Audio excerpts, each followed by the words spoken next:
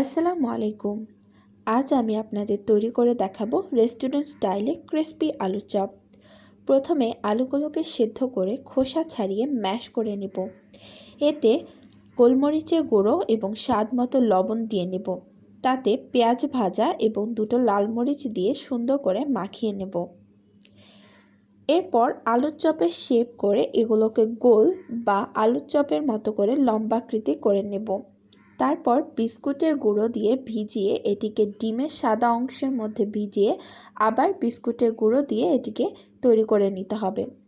এভাবেই প্রত্যেকটি আলুর চপ তৈরি করে নিব। তারপর একটি গরম ফ্রাই প্যানের মধ্যে আলুর চপগুলো আস্তে আস্তে দিয়ে নিব।